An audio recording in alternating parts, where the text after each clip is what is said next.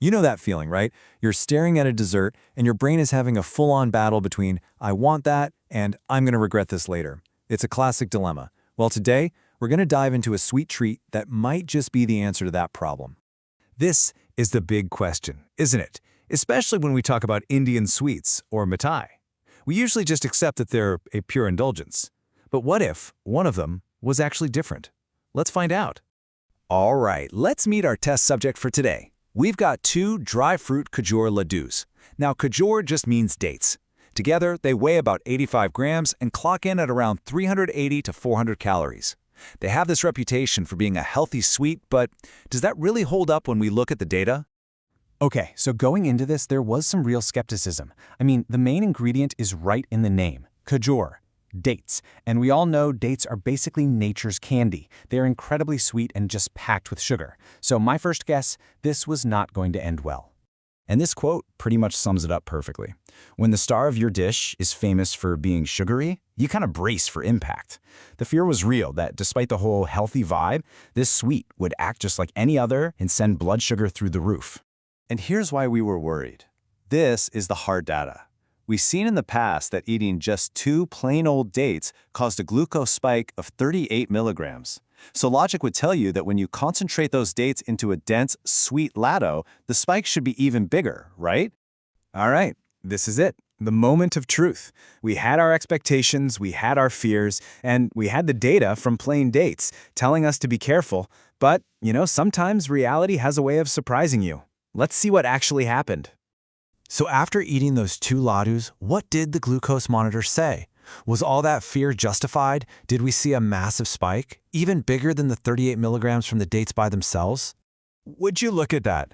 Only 24 milligrams. That is amazing. It didn't just beat the expectation, it completely shattered it. A significantly lower spike than eating dates on their own.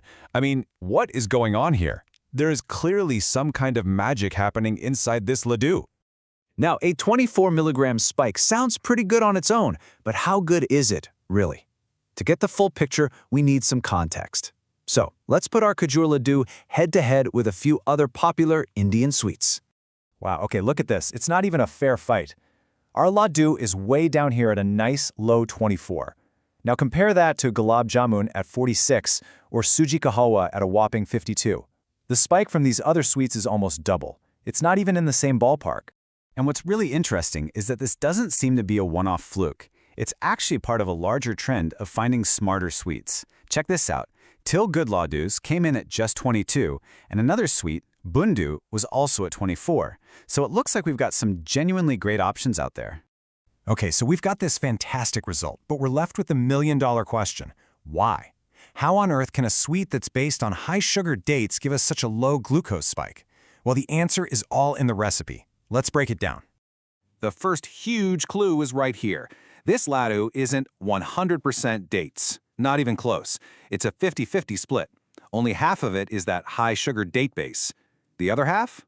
That's all dry fruits. Think cashews, almonds, that sort of thing. So right off the bat, you're cutting the potential sugar hit in half.